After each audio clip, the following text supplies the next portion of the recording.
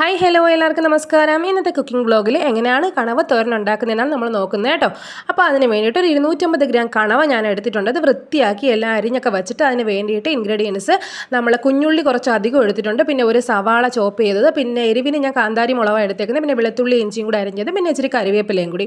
അപ്പോൾ ഇതെല്ലാം റെഡിയാക്കിയിട്ട് അടുപ്പിൽ ഒരു ചീനച്ചട്ടി വെച്ച് ചൂടാകുമ്പോൾ കുറച്ച് വെളിച്ചെണ്ണ ആവശ്യത്തിന് ഒഴിച്ച് കൊടുത്തിട്ട് കുറച്ച് കടുകും ഇട്ട് വറ്റൽമുളകും ഇട്ട് നന്നായിട്ടൊന്ന് മൂത്ത് വരുമ്പോഴത്തേക്കും അതിൻ്റെ കൂട്ടത്തിൽ നമ്മൾ ഈ അരിഞ്ഞ് വെച്ചിരിക്കുന്ന വെളുത്തുള്ളി ഇഞ്ചിയും കൂടെ അങ്ങ് ഇട്ട് കൊടുക്കണം. എന്നിട്ട് അത് നന്നായിട്ട് ഇളക്കി നല്ലതായിട്ട് മൂത്ത് വരണം കേട്ടോ. മൂത്ത് വരുമ്പോഴത്തേക്കും നമ്മൾ വെച്ചിരിക്കുന്ന കാന്താരി മുളക്, പച്ചമുളക് ഉണ്ടെങ്കിൽ അതിട്ടാലും മതി.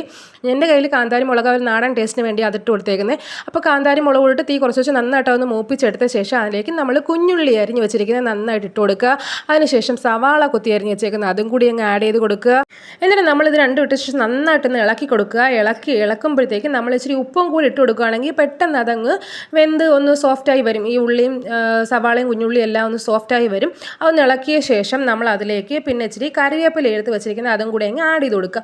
എന്നിട്ട് നന്നായിട്ടൊന്ന് സോട്ട് ചെയ്ത് അതൊന്ന് മിക്സാക്കി സെറ്റാക്കി വെച്ചിട്ട് നമ്മൾ ഇതൊന്ന് വെന്ത് വരുമ്പോഴത്തേക്ക് ഇതിലേക്ക് നമ്മൾ പൊടിയായിട്ട് മഞ്ഞപ്പൊടി ആദ്യം കുറച്ചൊന്ന് ഇട്ട് കൊടുക്കണം. അതൊരു 1/2 ടേബിൾ സ്പൂൺ അങ്ങ് ഇട്ട് കൊടുത്തിട്ട് നന്നായിട്ട് അതൊന്ന് ഇളക്കി മിക്സാക്കി വെച്ചതിന് ശേഷം നമ്മൾ പിന്നെ അതൊന്ന് പിടിച്ച ശേഷമാണ് നമ്മൾ പൊടി ഐറ്റംസ് ആയിട്ടുള്ള മുളക് പൊടി ഒരു ടേബിൾ സ്പൂണ്, പിന്നെ അതിൻ്റെ കൂടെ ഇച്ചിരി 1/2 ടേബിൾ സ്പൂൺ മല്ലിപ്പൊടി ഇട്ടിട്ട് അത് നന്നായിട്ടൊന്ന് ആ ഉള്ളിയൊക്കെ ഒന്ന് പിടിച്ചൊന്ന് പച്ചമണമൊക്കെ മാറുന്നവരെ ഒന്ന് ഇളക്കി കൊടുത്തതിന് ശേഷം മാത്രം നമ്മൾ കണവ ഇട്ട് കൊടുക്കുക.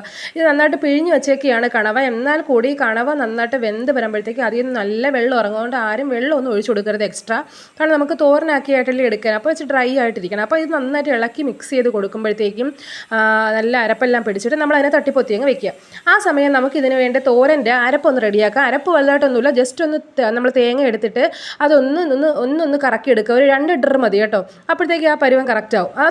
ആ നേരം കൊണ്ട് നമ്മുടെ ഈ കണവയെല്ലാം കണ്ട വെള്ളം നന്നായിട്ട് ഇറങ്ങി അതൊന്ന് നന്നായിട്ട് ഒന്ന് ഫ്രൈ ആയി വരണം. ആ നേരം കൊണ്ട് നമുക്ക് ഈ ചതച്ച് വെച്ചേക്കുന്ന തേങ്ങയങ്ങ് അതിലേക്ക് അങ്ങ് ഇട്ട് കൊടുത്തിട്ട് നന്നായിട്ട് അങ്ങ് ഇളക്കാം. ആ ഇളക്കുമ്പോഴത്തേക്കും ഈ തേങ്ങയുടെ പച്ചമണമൊക്കെ അങ്ങ് പോയി അതിലേക്ക് നന്നായിട്ട് പിടിച്ച മസാലയെല്ലാം ഇറങ്ങി നല്ല മണമൊക്കെ വരും കേട്ടോ. അപ്പോൾ അതെല്ലാം ഒന്ന് സെറ്റായിരിക്കുമ്പോൾ ഉപ്പും കൂടെ നോക്കി കറക്റ്റിനൊന്ന് ഉപ്പിട്ട് ഇട്ട് കൊടുത്ത് ആദ്യം നമ്മൾ കുറച്ച് ഉപ്പിട്ടായിരുന്നല്ലോ.